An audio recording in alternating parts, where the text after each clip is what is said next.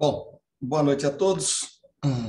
Que possamos agradecer a Deus a oportunidade do estudo, da reunião, do encontro, agradecendo a espiritualidade amiga, aos nossos protetores, aos trabalhadores das nossas casas, que possam sempre nos apoiar, nos intuir, orientando-nos, para que o entendimento possa se fazer mais claro e que possamos também, nesses momentos de estudo, saber que vários espíritos também podem estar estudando conosco, então que possamos todos, nas nossas melhores vibrações e intenções, envolver a todos, principalmente aqueles que estão sofrendo, que perambulam sem o rumo norte, fazendo abuso e o uso do álcool e das drogas, muitos pensando em suicídio, que possamos pedir a Jesus que ampare a todos. Muito bem. Nós estamos aqui no capítulo 7, no finalzinho, é o último item, né? São as considerações morais agora. Então, o que ele fez aqui, né? Nós estamos finalizando aqui esse capítulo, que é uma comunicação, né, textual aqui, trazida da Revista Espírita, colocada por Kardec, de 1862-63, com o título de Estudos Uronográficos, assinado por Galileu, e o médium é o Camilo Flammarion, né? Esses capítulos, nós estudamos aqui boa noite, Márcia. Estudamos o espaço e o tempo, né? Nós estudamos o que era matéria, né? Que ele estava trazendo esses conceitos. Esse aqui não. As leis e as forças, a criação primeira, a criação universal, né? Os sóis e os planetas, os satélites, os cometas, a Via Láctea, as estrelas fixas. Semana passada, acho que o deserto do espaço, não, ainda não. Aí as sucessões eternas dos mundos, né? A vida universal, a ciência e as considerações morais. Então, nós estudamos todos esses itens, né? E agora o Galileu ele vai fechar com as considerações morais, né? Então, o que ele fala aqui no item 61? Vós nos acompanhastes em nossas excursões celestes e visitastes conosco regiões imensas do espaço. Então, tudo que está para trás, ele está trazendo como conhecimento que agora ele teria de verificar pessoalmente, né, enquanto espírito, dentro do seu limite, claro, né? E ele fala isso lá em cima. E aí ele traz esse conhecimento, né, para que a gente possa... Então, o que ele vem falar aqui? Ó, nós estamos acompanhando o que ele está narrando, né, e por essa excursão que ele está fazendo na sua narrativa, dessas regiões imensas que nós estamos visitando junto com ele. Sob nosso olhar, então, sobre o olhar dele, né, os sóis têm se sucedidos aos sóis, os sistemas aos sistemas, as nebulosas às nebulosas. Então, uma coisa vai se sucedendo à outra, porque no infinito, né, por mais que você ande, por mais que você caminhe no universo, essas coisas não têm fim, né? É meio complexo a gente pensar nisso, mas é isso que ele está falando, né? Então, sóis sucedeu a sóis, sistema, né, aos sistemas e nebulosas a nebulosas. O panorama esplêndido da harmonia do cosmo se desenrola ante os nossos passos e temos recebido um antegozo da ideia de infinito, que só poderemos compreender em toda a sua plenitude conforme nossa perfectibilidade futura. Então, conforme a gente avança, conforme nós vamos evoluindo, conforme nós vamos ganhando tônus intelectual, né? E aí isso vai proporcionando a perfectibilidade, né? O aproximamento com os espíritos mais puros, que já alcançaram aí essa envergadura, e aí sim nós vamos conseguir abranger na sua plenitude. Por enquanto, também não temos nada, nós conseguimos, através disso, avançar muito, né? Com os instrumentos que já conquistamos, com a inteligência que adquirimos até aqui, desenvolvemos, e com todo esse desenrolar que agora o Galileu está trazendo. E é interessante porque um espírito, para poder conversar sobre esse assunto, nós temos que ter a base, nós temos que ter essa condição, porque se nós não tivermos, né, nós vamos ficar perdidos, nós não vamos conseguir entender nada do que ele está falando.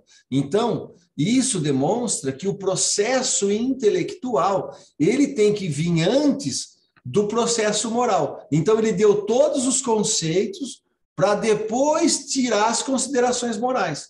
Então, primeiro, nós vamos precisar aprender, né, e ter as noções de todas a ciência, o espaço e o tempo, a matéria, a lei, as leis e as forças, a criação primeira, a criação universais, os sóis, os planetas. Isso não é à toa. Ele tá dando um processo pedagógico para nós, né? Para que depois de conhecer isso, né, aqui e utilizando o que nós temos, que é o nosso corpo, né, e os instrumentos que nós desenvolvemos, aí sim nós vamos poder fazer os paralelos morais, que era o que Jesus fazia.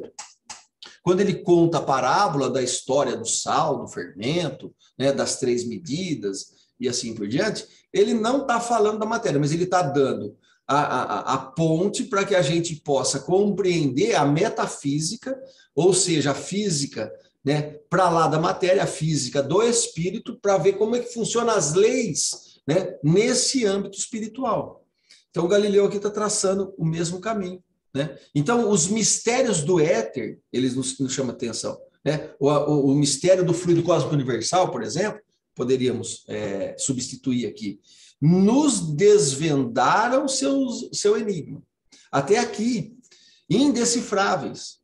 E concebemos, ao menos, a ideia da universalidade das coisas. Importa agora parar e refletir. Então, isso é muito bonito, né, Elaine? Porque nós vamos... O que faz? Olha o processo pedagogo, né, que ele está trazendo. Você observa, analisa com a matéria que nós damos conta através da ampliação dos instrumentos, né, de visão, seja telescópico ou microscópico. E com tudo isso, nós adquirimos um conhecimento e uma inteligência e um desenvolvimento. Agora, o que ele fala? Ó, importa agora parar e refletir. Então, se nós adotarmos isso em cada ensinamento, em cada avanço, né, mesmo que seja no nosso ramo de trabalho que não tem nada a ver com a educação, né, mas eu consigo parar e refletir para poder fazer essa ponte do que pode estar acontecendo e o que eu estou ganhando enquanto encarnado, enquanto alma, né, e fazendo essas reflexões, nós temos muito a avançar, a aprender e a extrair de tudo isso, né? Então, é belo, continua Galileu, sem dúvida, ter reconhecido a insignificância da Terra e sua medíocre importância na hierarquia dos mundos.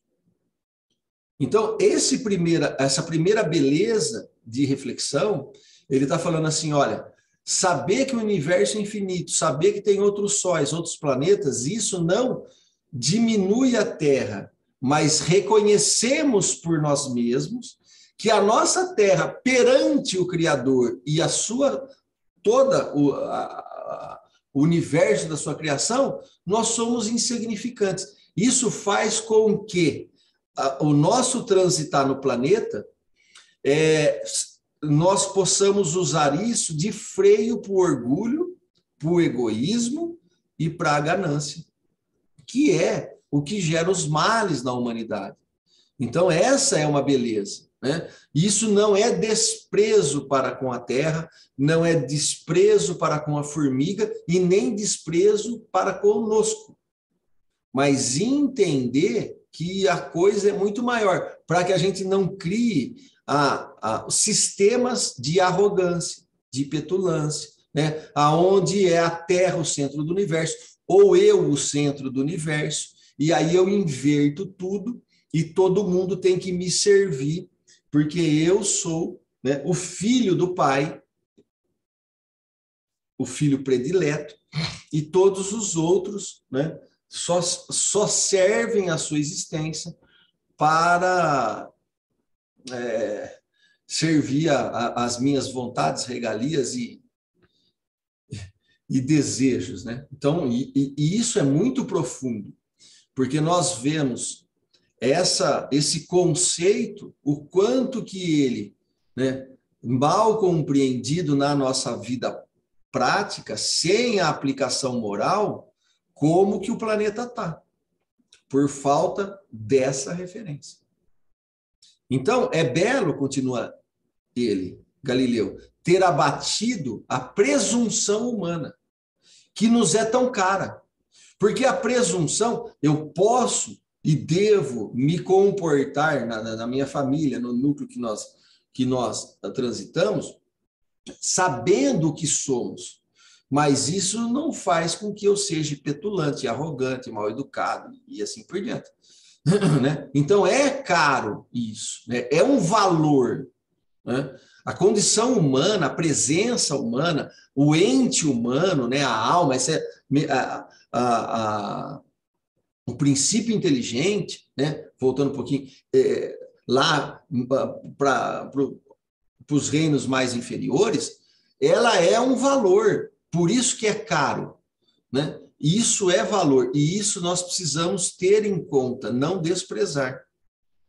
De nos termos humilhado ante a grandeza absoluta. Né? Mas será mais belo ainda interpretarmos sobre o sentido da moral, o espetáculo do qual fomos testemunha.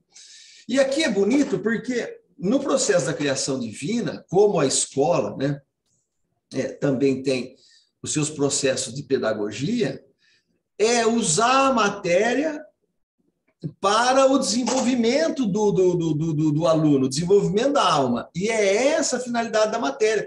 Porque a finalidade da matéria, ela está para o desenvolvimento do ser humano. E não o contrário. Não é o rebaixamento do ser humano, a submissão do ser humano. Quer dizer, você anular-se perante a pedra, o mineral, a minhoca. Não, mas respeitando tudo isso, você faz o processo para poder construir, né, toda essa base. E nós só vamos conseguir fazer isso se nós extrairmos o sentido moral de todo esse espetáculo, porque toda essa matéria, a finalidade é para o desenvolvimento moral das almas, né? Dos princípios inteligentes, seja o átomo até o arcanjo. Então ele continua aqui. Quero falar do poder infinito da natureza e da ideia que devemos fazer de seu modo de agir nas diversas partes do universo. Então, vamos refletir como está estruturado tudo isso, Galileu está trazendo, como que o Criador, né, está ali organizando tudo, né? Qual que poder que a gente pode perceber desse infinito, né, dessa natureza que nos vai revelando as suas leis, a partir do momento que a gente cresce, a gente desenvolve, porque todas as leis estão presentes. Agora, o que nós sabemos? O que nós descobrimos? Uma pequenina parte. Não é? Pequenina parte. Então, essas diversas partes, nós vamos somando e vai fazendo com que a gente tenha o conhecimento. Então, continua Galileu, habituados como estamos a julgar as coisas segundo nossa pobre e pequena morada, imaginamos que a natureza só pode e deva agir nos outros mundos dentro das regras que temos conhecido na Terra. Então ele fala assim, olha, como nós só temos esse referencial, nós só conhecemos isso, só experimentamos isso, só sentimos assim, né? Olha, estamos habituados, e aí a gente julga todas as outras coisas para além das coisas que nós não conhecemos, os outros sóis, né? As outras nebulosas, os outros sistemas de planeta, como se as leis fossem semelhantes, né? E funcionasse tudo igual à Terra. Ora, é precisamente nesse ponto que devemos reformular, né, o nosso modo de pensar. O que é reformular o nosso modo de pensar? É ressignificar. Ressignificar não é abandonar tudo, mas é colocar as coisas no devido lugar. Então, mudar a estrutura de referência para lhe dar um novo significado, o mesmo que remodelar. Então, várias vezes a espiritualidade está nos ensinando, olha, vocês precisam ressignificar, vocês precisam reformular o conceito divino, vocês precisam reformular o que vocês entendem de inferno, o que vocês entendem de céu, porque não é assim que funciona. Então, essas revelações das leis divinas, né, trazida pela espiritualidade, serve justamente para que a gente agora, com a capacidade que temos, que a gente possa encarar um Deus, né, mais de espírito com o Criador, né, e não matéria com o Criador, né, que até então é o que a gente tem feito. Nós temos dialogado com Deus materialmente,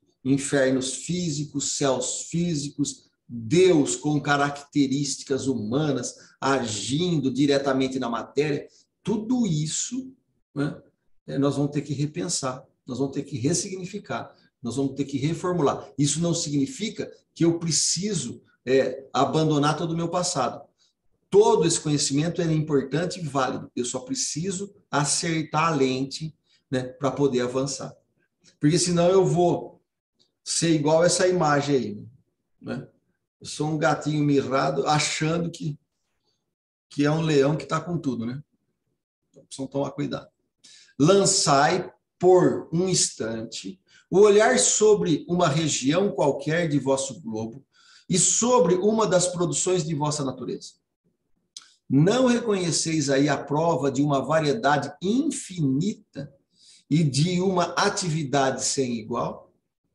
Não vedes sobre as asas de um pequeno pássaro das Canárias, sobre a pétala de um botão de rosa entreaberto, né, a prodigiosa fecundidade da beleza, da bela natureza? Deixa eu só abrir um pouquinho aqui que está comendo a letra. Então ele está falando para refletir, olha, nós varremos, nós passamos no espaço, transitamos aí pelo infinito, mas não precisa sair daqui, não. Pega lá, né,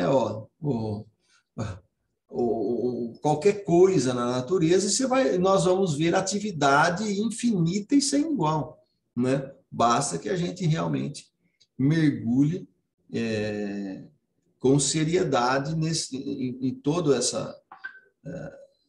essa grandeza e essa riqueza, né, dessa natureza. Que vossos estudos se apliquem aos seres que planam nos ares, que se estendam à violeta dos bosques, que submerjam sob as profundezas do oceano.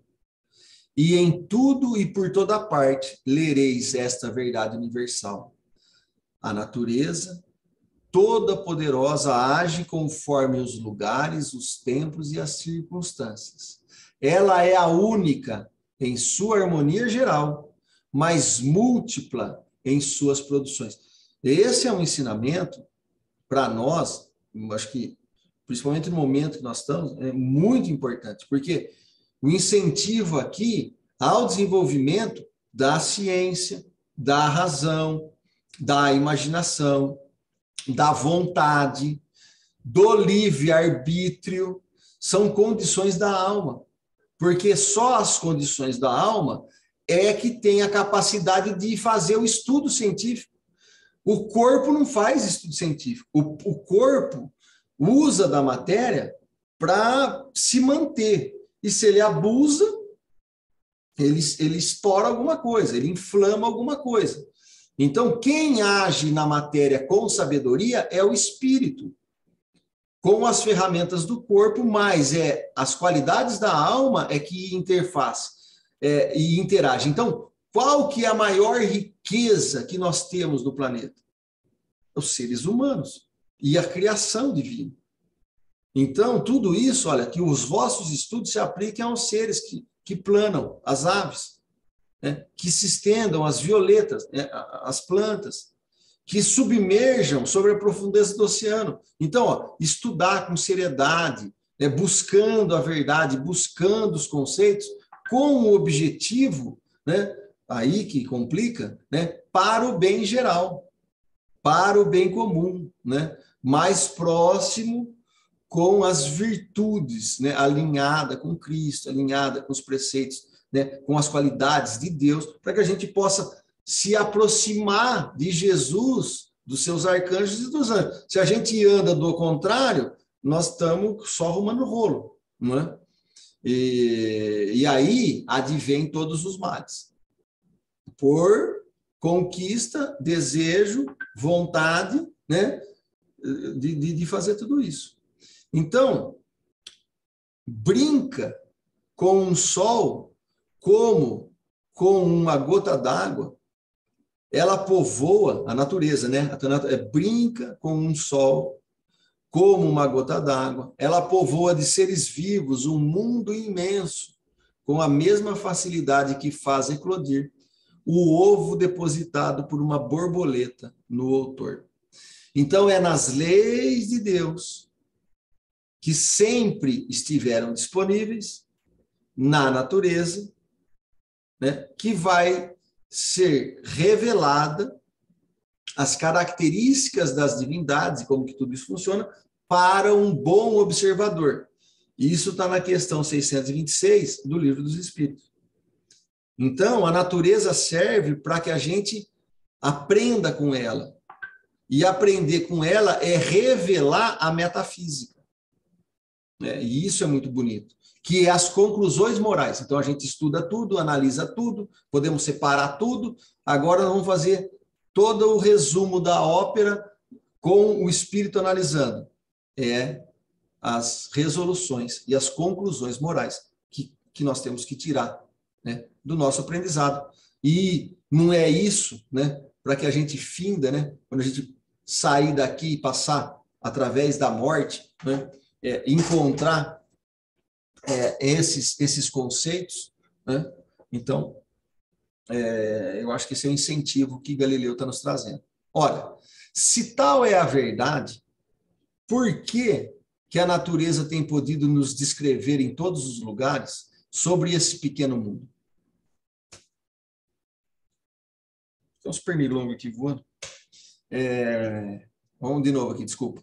Ora, se tal é a variedade que a natureza tem podido nos descrever em todos os lugares, sobre esse pequeno mundo, tão estreito, tão limitado, quanto mais amplo deveis considerar esse modo de ação, se avaliais as perspectivas de mundos enormes, mundos muito maiores que o nosso.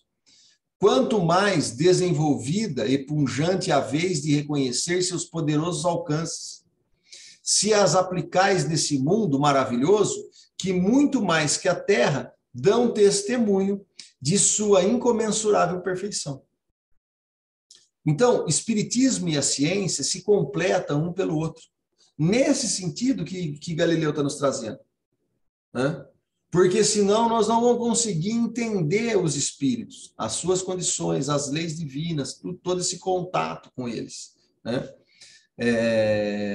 se completam, então a ciência e o espiritismo se completam um pelo outro. A ciência sem o espiritismo se encontra na impossibilidade de explicar certos fenômenos unicamente pelas leis da matéria, e o espiritismo sem a ciência lhe faltaria apoio e controle.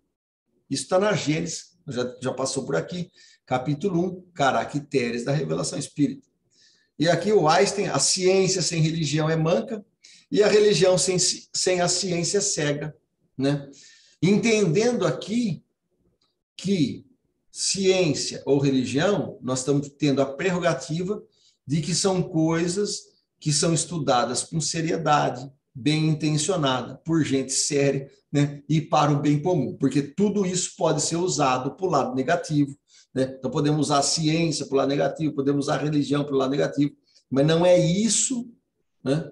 E podemos usar a junção das duas para pintar o terror, também não é isso que nós estamos falando, né? Mas nós temos que ter a consciência de tudo isso, né? Tá ok até aqui? Vocês querem comentar alguma coisa? Completar, melhorar aí? Pode tocar?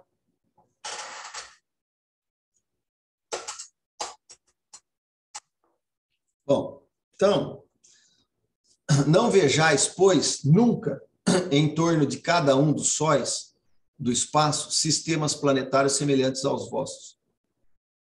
Não vejais nesses planetas só os supostos 3 reinos da natureza que ocorrem em torno de vós, mas pensai ao contrário, que assim como nenhum rosto de homem é igual ao outro, em todo gênero humano também uma diversidade prodigiosa tem sido espalhada pelas moradas etéreas que flutuam no espaço sideral. Eu acho que o nosso mundo está carente de valorizar as individualidades, né? Como está trazendo aqui. E porque tem um movimento de querer deixar todo mundo uniforme, né? Uma coisa meio complicada, porque se cada um é um, se não tem uma folha igual ao outro, né? um dedo igual ao outro, se nós temos essa beleza, o que o Galileu está falando? Não imaginais que os outros sóis são iguais aos vossos, certinho. Não imaginais que os outros planetas só tem 3 reinos, como nós estamos qualificando. Esquece tudo isso, porque como cada um aqui é diferente do outro, Galileu está falando assim, cada planeta tem as suas características e vai ser diferente da outra. Olha que bonito, não é? Imagina. A beleza e a grandeza desse Deus, né? Quando a gente entende por essa abordagem, por esse tamanho, né? Então ele continua. Do fato que nossa natureza viva começa com o zófito e termina com o homem, eu falei, mas o que é esse negócio, né? Que ele está falando aqui? O zófito é um animal com aparência de planta, como os corais, esponjas e medusa, né? Então, esses zoófitos são esses corais, esponjas e medusas, por exemplo, que têm as formas exteriores, né? Com a semelhança dos animais, né?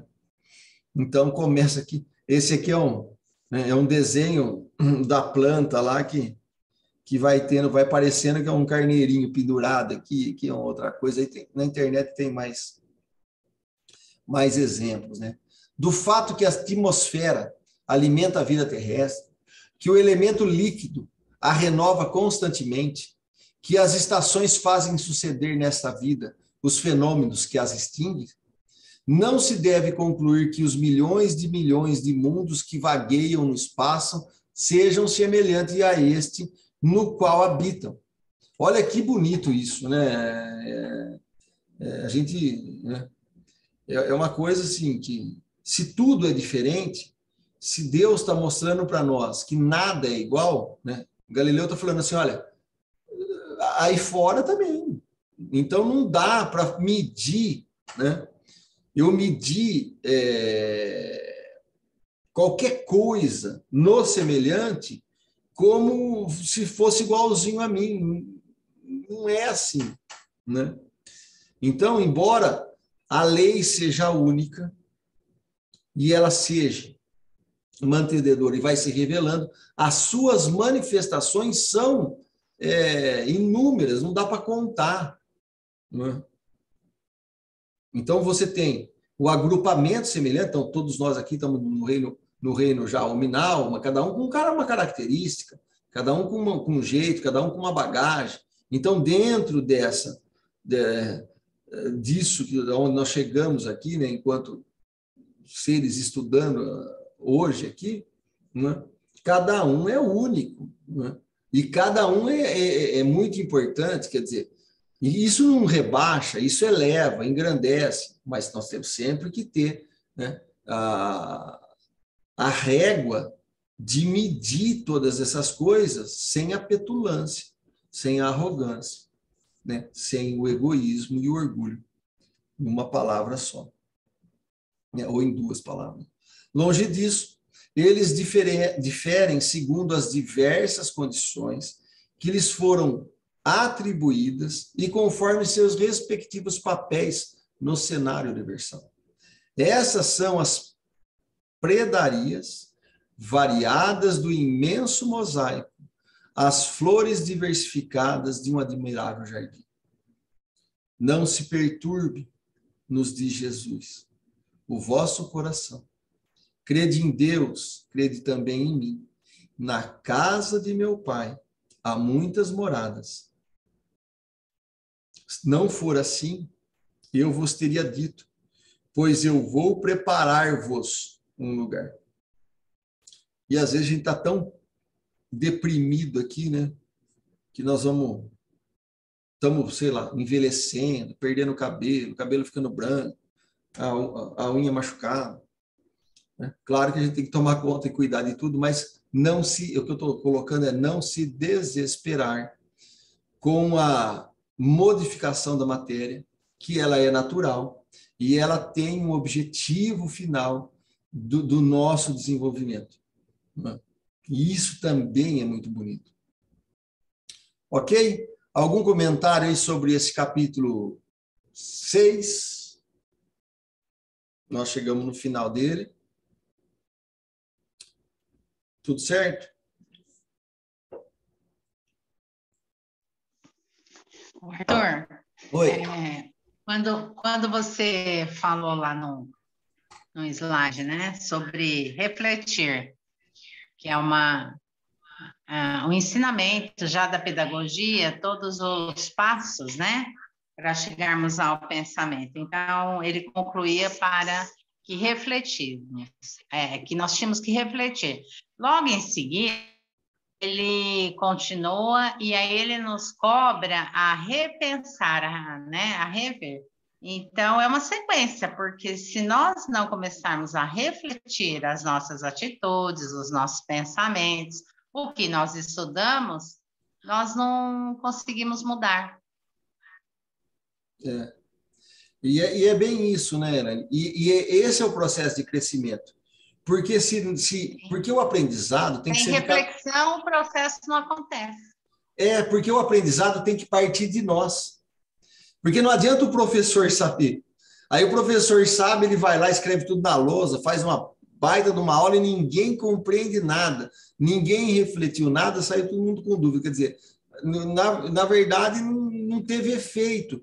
Porque a educação, né,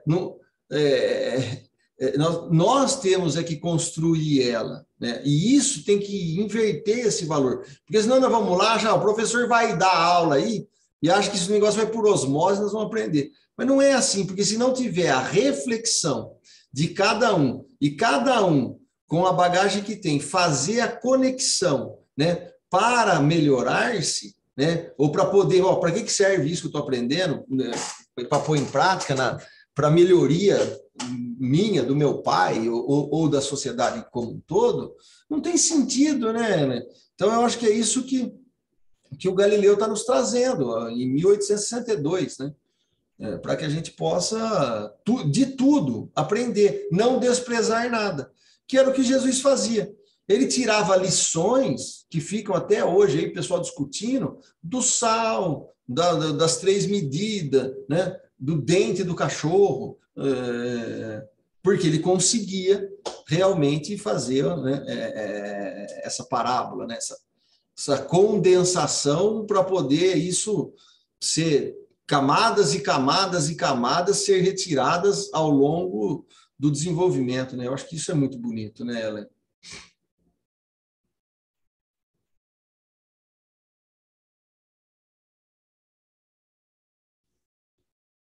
É isso mesmo. Bom, o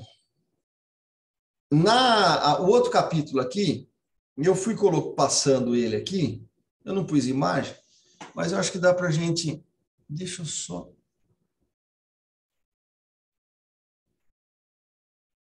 Isso, acho que melhorou aí. O capítulo 7, ele vai abordar o esboço geológico da Terra.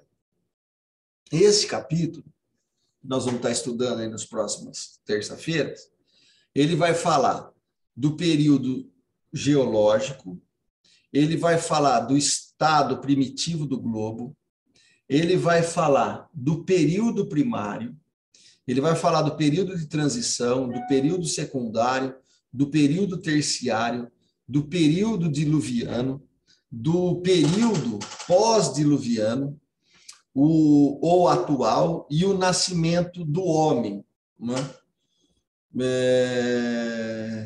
Mas eu não sei se a gente entra nesse capítulo agora, ou se a gente dá uma lidinha, e eu também monto, porque aqui ó, ele ficou meio sem as imagens.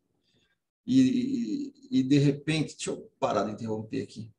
Ou de repente a gente tem alguma dúvida, alguma coisa que vocês querem levantar do que nós estamos no capítulo 6, né, dessa obra que nós estamos estudando, já estamos aqui chegamos na página, pelo menos do meu livro, 160. É um livro, na minha versão aqui, tem 400 folhas. Nós já passamos mais de um terço aí da obra, né? Tá tudo certo? Alguma colocação? Alguém quer falar alguma coisa? Abordar algum tópico? Márcia, Marcos, Ravazzi?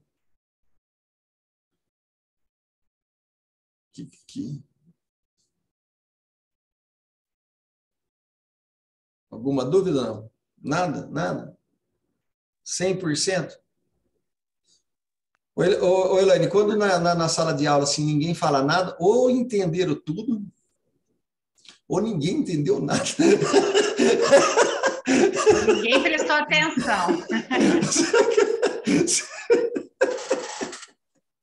Ei, rapaz, não é assim, não tem escapatória, né? Não, é uma coisa, é outra.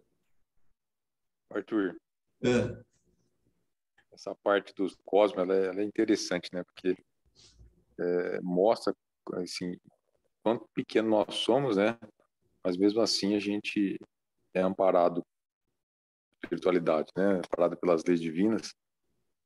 E você vê o tamanho que existe, né, dos planetas, eu não tenho noção do que são os tamanhos aí que superam o nosso, né? Com certeza, às vezes, não sei quantas vezes o tamanho da Terra. E ao mesmo tempo, aquele que fala que hoje é a nanotecnologia, né, o tamanho que tem, que você precisa do microscópio para enxergar. Então você vê, vai do micro ao máximo, ao cosmo, né? Quanto existe entre essas pontas, né? Quanto tem de diferenças, o quanto tem de vida, o quanto tem de construções. Então, assim, é um negócio assim, assim, extraordinário, né? A gente não tem capacidade de ter, assim, de analisar isso realmente, mas ter uma noção, né? E ele coloca, né, uma diversidade que tende ao infinito, né? Porque não dá quase para contar, né, Marcos? Não tem como. E aí que é legal, porque o que eu acho bonito de tudo isso. Porque às vezes algumas críticas do espiritismo, na racionalidade, nisso, naquilo, a gente destrói Deus, ou rebaixa muito Deus, ou segmenta muito Deus. Mas olha o Deus que se apresenta, cada vez mais que a gente vai avançando, né? É um Deus enorme, né? E uma família universal que nós não damos nem conta, né? Nós nem imaginávamos, né?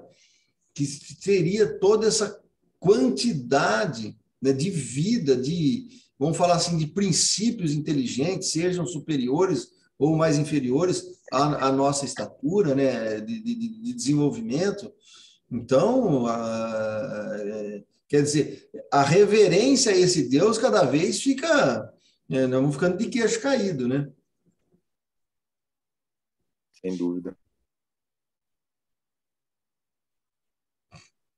A gente ainda você vê, por mais que a gente tenha o conhecimento, mas a gente ainda é muito apegado, né? A gente não consegue enxergar isso estudando, sim, mas no dia a dia você não vê o tamanho de tudo isso, né? Que existe uma construção muito maior do que a gente já vive no terra a terra aqui como se fosse o único mundo, a única vida, apego às coisas, né? Apego à matéria, às vezes nos consome tempo aí, vida útil, e é uma luta constante isso, né? E a gente não consegue vivenciar, a gente tem noção disso, mas não consegue vivenciar, muitas vezes não consegue vivenciar essa vida exterior, né? Eu acho que a gente vai, com o tempo, vai tendo mais experiência, você vai se aceitando certas coisas e vai se desligando um pouco da matéria. Mas aqui ainda ela é muito forte, né? Ela é forte, Marcos. E agora, você falando aqui, eu estou pensando, né? Isso não significa que nós temos que ter uma visão, porque nós podemos ter duas leituras, né, dessa abordagem. Olha, para eu ser mais espiritualizado... Espera aí, deixa só um minutinho, deixa eu ver o que está acontecendo. Alô? Hã? Não, a Beatriz não está. Mas ela não está aqui. Tá. Ô, B! Beatriz?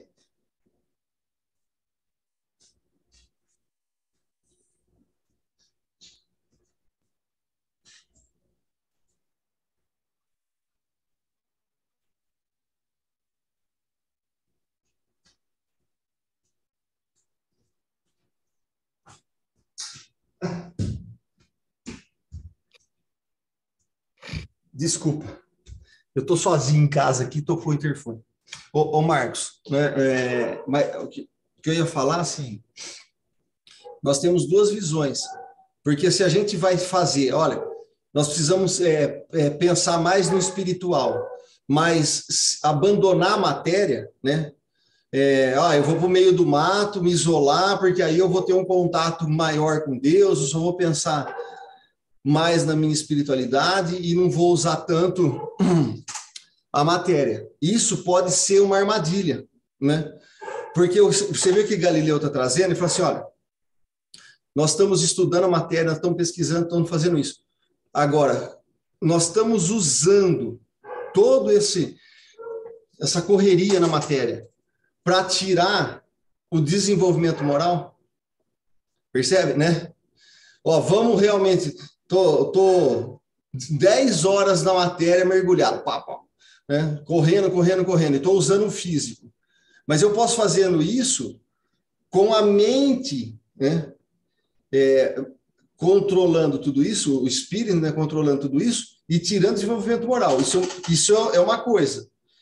Agora, se eu pensar que para eu desenvolver o moral e ter a conexão com Deus, eu preciso me isolar, aí eu vou voltar numa situação de só conexão com o Criador através da natureza, sem o semelhante. E isso é uma coisa que o Espiritismo fala assim, olha, se for por aí, é um equívoco. Porque nas questões do Livro dos Espíritos, não sei se vocês se lembram lá, ele vai falar assim, é agradável a Deus o isolamento, a reclusão no monastério, para poder viver uma vida de prece e oração? Não é?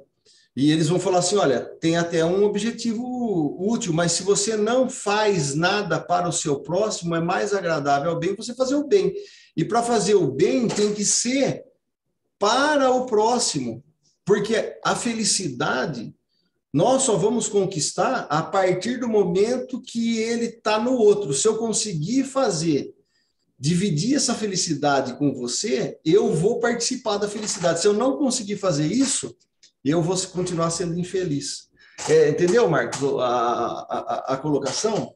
Né? Porque Sim. mesmo que o que eu estou querendo dizer é o seguinte, mesmo porque o ser humano é um homem sociável, homem no sentido antigo de Kardec, né? Olha, a humanidade, né? Então, esse ser humano aí, esse homem, né, generalizando tudo, esse ser humano, ele é um ser sociável. E para ter o desenvolvimento, eu não posso desprezar o passado e nem a conquista daquela. Um inventou o parafuso, outro inventou não sei o quê, outro inventou não sei o quê. Hoje nós colhemos uma herança de condição de todos os antepassados. Se eu desprezo tudo isso numa visão de que eu vou me ligar para o Criador a hora que eu sentar na rocha e ficar zen, eu posso fazer isso para recompor energia, para momentos de reflexão, momentos de oxigenação. O que eu estou falando é larga, abandona tudo e vive aquilo, entendeu? Então é uma coisa interessante para a gente refletir, porque se nós somos sociáveis e a felicidade depende do próximo, ninguém consegue ser feliz sozinho. Felicidade sozinha é egoísta, não é felicidade, né? Isso faz com que o meu transitar no mundo, independente da quantidade de hora na matéria, já que nós já estamos encarnados, a questão é quanto desse tempo eu estou usando nesses recursos para o aprendizado e o desenvolvimento moral meu e do outro, né? É legal porque a gente dá uma invertida na coisa, né? E não separa muito as coisas, porque senão fala assim, agora eu tenho tempo de orar, eu tenho tempo de trabalhar, eu tenho tempo de brincar, eu tenho tempo de prazer. Agora, se nós não tivermos a conexão de tudo isso, cada hora eu vou ser um e não sou verdadeiro. Porque aí no trabalho eu sou um personagem, na hora do lazer eu sou outro personagem, eu chego em casa eu sou outro personagem, e eu mesmo, eu só estou me maquiando, escondendo, porque eu não consigo viver o que a gente que é essa alma, né? Eu acho que esse é um desafio. Claro que tudo equilibrado, só estou trazendo os extremos, né, dentro da tua colocação, para aproveitar aí o que você colocou, para que a gente possa refletir. Mas é um negócio, né? Eu fico aqui num diálogo comigo mesmo. Puxa, como é que eu faço? Errei aqui. E aí é duro, né? Porque você erra, aí você fica muito orgulhoso. Como é que eu vou pedir desculpa? Como é que eu vou refazer essa bobagem? Não é assim, mas...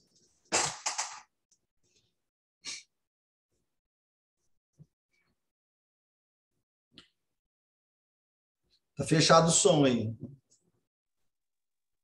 Eu entendi. É uma luta diária, né? É uma luta diária. Mas você vê que com esse olhar de Galileu, né, e o que a espiritualidade está fazendo, dá para estar na matéria, com todas as tribulações, mas com a cabeça na espiritualidade. Então, assim, nós podemos estar lavando louça, mas não estar nervoso, irritado, porque está lavando louça, por exemplo, né? Podemos estar trabalhando, né, mas podemos estar trabalhando com harmonia, com alegria, ou dialogando com um companheiro, tentando aproveitar o melhor daquele perrengue, né, ali da matéria, sem sofrimento, sem gerar mais sofrimento, sem gerar mais dor, sem gerar mais desarmonia, porque eu posso fazer esse transitar de várias formas, né? E aí eu posso fazer isso irritado ou posso fazer isso tentando me levar e tirar as noções morais do aprendizado pedagógico aí do físico, né? Tudo isso aí, né, Arthur? A gente envolve a aceitação, envolve a humildade, envolve a abnegação das coisas, que nem você falou. Certas situações a gente pode enfrentar de uma maneira mais simples, mas muitas vezes a gente inverte a situação e você se irrita e as coisas pioram mais ainda, né? E podia ter contornado isso aí, mas é a experiência do dia a dia, né? A gente vai aprendendo, apanhando, vai... E no estágio que a gente está, é para isso mesmo, né? É essa fase que nós temos que aprender, porque nós não temos domínio de tudo isso, né? Nós não temos domínio. Quando Jesus fala, eu venci o mundo, nós não temos esse domínio, esse controle que ele tinha sobre os nossos influxos dessa matéria, né? Então, muitas das vezes, essa matéria da fisiologia, muitas vezes ela está controlando o espírito. E a ideia, que é o que Platão fala lá da imagem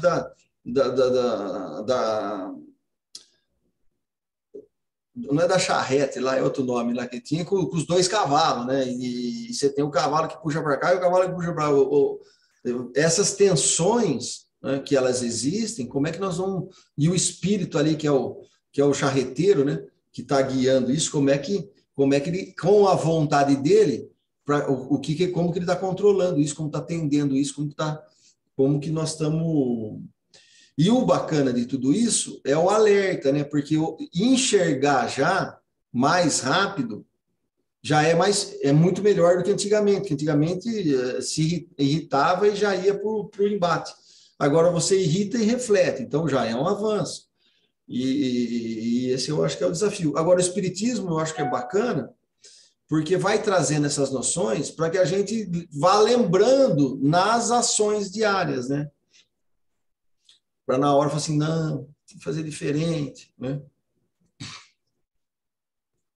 Você vai aos poucos tomando consciência, né? Porque repetidas vezes você cai e levanta, cai e levanta. Então vai chegar um momento que você fala assim, não, peraí, agora já caí quantas vezes, né? Preciso corrigir isso. Então você vai aprendendo, né? No tranco e barranco aí, no sofrimento, mas vai aprendendo, que acho que é algo que nós temos que fazer, que é a evolução, né?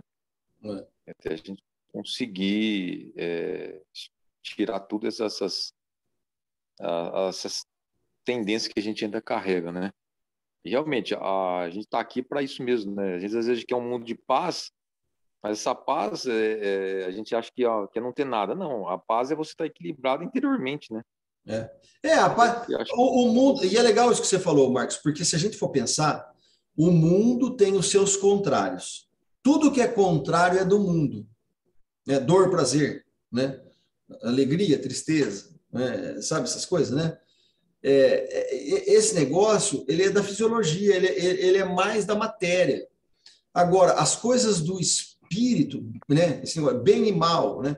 Agora, as coisas isso que eu estou chegando à conclusão, né? Estudando, lendo, no plano espiritual não tem contrário. No plano espiritual não tem dor e prazer, né? Ele não tem esse antagonismo da matéria, essa dualidade da matéria. No plano espiritual, não tem o bem e o mal. Em que sentido que eu estou falando isso? Fisicamente, que espírito pode fazer mal para outro espírito? O espírito pode matar outro espírito? Ele pode arrancar o braço do outro espírito? Ele pode cortar a cabeça do outro espírito? Percebe? Então, qual o mal um espírito faz para outro espírito? Nenhum mal.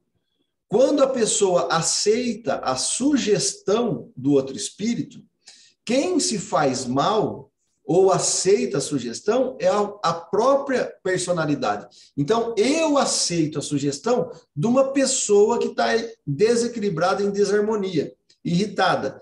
Ela está me xingando, né? Mas o xingamento dela, que mal pode fazer para mim? Em verdade, né? Vai me ferir, vai tirar meu dente, entendeu? No plano espiritual, porque aqui na matéria, Marcos, eu até posso, né, tirar a vida física de alguém, pegar uma faca, cortar, qualquer coisa assim. Agora, no plano espiritual, esses males do mundo não existem do outro lado. E isso que eu acho bonito, por quê? Porque Kardec está falando assim, a espiritualidade está trazendo, não existe o mal em si, não existe um ente, o mal não é uma força, O mal não é um ente brigando com Deus, não é uma personalidade. Olha, o mal é o bem egoísta. Todo mal é o bem que eu faço só para mim. O bem só para mim, obrigatoriamente, você não vai participar dele. E para você não participar dele, eu vou fazer coisas para poder te afastar. Você afastando desse bem que eu quero para mim, eu vou obrigatoriamente te fazer um mal. Mas no plano espiritual, se a gente for ver na metafísica, não tem jeito de um espírito fazer mal para outro espírito, a não ser que o espírito que está sendo objeto de ataque, ele aceite aquilo. Vou pegar um exemplo. Não sei se a Elaine foi lá, mas teve uma peça de teatro aqui, lá do livro do André Luiz, acho que Libertação, se eu não me engano, e aí estava lá no umbral, aí vem o obsessor, sua loba, sua loba, sua loba, sua loba, e a mulher se transforma numa loba, lembra desse caso? O espírito obsessor tem a força e o poder de modificar o perispírito daquela pessoa. Ou é a própria pessoa que se sugestionou por culpa, ela aceitou aquela provocação. Está dando para entender, Elaine, o que eu estou tentando trazer? Que é uma coisa importante, porque... O livro é Entre o Céu e a Terra. Entre o Céu e a Terra, Isso. Então, né, Elaine, assim, como é que nós vamos poder, entendendo o mecanismo e a ciência espírita, e entender que um espírito faz mal para o outro do outro lado? Sem o outro, porque se o outro não aceita, não existe o mal, né? Tá certo a linha de raciocínio? O que vocês acham? Sim, trazendo aqui para a educação, né, na minha área de professora, e eu sempre falava para os professores na sala, na época que eu estava na direção, o que você fala para um aluno, principalmente pequeno, ele vai levar para a vida toda. E também em casa, para o filho, né, para as pessoas. E é mais ou menos isso. Se você fala para a criança, você é incapaz, você não consegue, você é um chato, a criança começa a se sentir isso mesmo, né? E então não é só um espírito que consegue fazer isso, de encarnado para encarnado também. E aí é legal, né, Elaine? Porque nós vamos chegar à conclusão, se esse raciocínio estiver correto, que no plano espiritual só existe o bem. Aqueles que estão em sofrimento, ali se encontram circunscrito, não num inferno físico, mas num estado passageiro e momentâneo mental que ele se colocou. Até quando? Até quando ele quiser refletir, reconhecer o negócio, né? Se arrepender e sair dali rapidinho. A figura depois lá do tempo em que André Luiz ficou no umbral, é quando ele lembra da mãe, ele se arrepende, ajoelha lá e pede, na hora, Clarencio, né? Tá do lado, estamos aqui. Ele fala assim, ué, mas não, a gente está aqui. Né? Vocês é que precisam estender a mão. Olha que figura de linguagem muito bonita, né? Então, o umbral acaba existindo, de certa maneira, eles criam aquele ambiente, mas aquilo não existe em si. Ele não é uma força, não é uma potência, não está sugando o universo inteiro, é só uma coisa de algumas mentes reunidas na mesma vibração, criando no fluido cósmico da matéria, da parte espiritual, através das suas condições do perispírito, plasmando aquilo ali. Mas aquilo não existe. Não foi criação de Deus, não foi. Aquilo lá ele vai se desfazer, né? Vai se reciclar, olha a importância da ressignificação. A hora que ele entendeu Deus, a hora que ele entendeu o que ele é, a hora que ele entendeu o que o outro é, tudo se transforma. Não? E isso é muito bacana, porque quem está lidando com a mediunidade ou o trabalho mediúnico, ter essa noção faz com que a gente possa dialogar com a espiritualidade com uma maturidade de tranquilidade. Porque senão nós vamos entrar, o espírito obsessor chegou, ele vai me fazer mal, ele vai acabar com o meu rim, vai fazer eu vomitar, vai fazer isso, vai fazer aquilo. Né? Embora aquelas sensações ele possa transmitir, agora vai nos perturbar e desequilibrar, depende do nosso desenvolvimento ali. Então, você tem essa sensação, mas o espírito não vai te enforcar, o espírito não vai te matar, o espírito são coisas que não inconcebíveis, né? Nesse sentido. Que é o que Galileu aí está trazendo, né? Olha, de tudo isso que nós estamos aprendendo, qual é o resultado moral que nós vamos tirar de tudo isso para que amanhã a gente sofra menos, né? Não vamos resolver os problemas todos de uma vez, mas um pouquinho por dia, como Santo Agostinho ensinou, nós vamos longe, né? Beleza? Eu acho que a gente... Tem mais alguma colocação? Márcia, Ravazzi, Marcos, Elaine? Senão, acho que a gente podia parar, em vez de voltar lá, aí prepara certinho, vocês leem também aí um pouco, e aí a gente continua semana que vem. Pode ser? Pode ser. Ótimo. Beleza. Então, só nos resta agradecer a paciência de todos vocês e que as lições e inspirações se façam sempre presentes e que nós possamos sempre contar com a espiritualidade amiga, né? Olha o universo que se desdobra, quantidade de espíritos que estão ajudando, né, que estão trabalhando na vinha do Cristo, à nossa disposição. Basta a nossa vontade firme e o desejo ardente, né, de buscar esse caminho comum que a espiritualidade tem nos revelado. Agradecer a espiritualidade amiga da casa e que as nossas melhores vibrações possam espargir pelos nossos lares, pelos nossos familiares e aqueles que estão doentes, passando por dificuldade, que possamos pedir a Jesus que o ampare, o envolva e alivie o seu coração. Muita paz.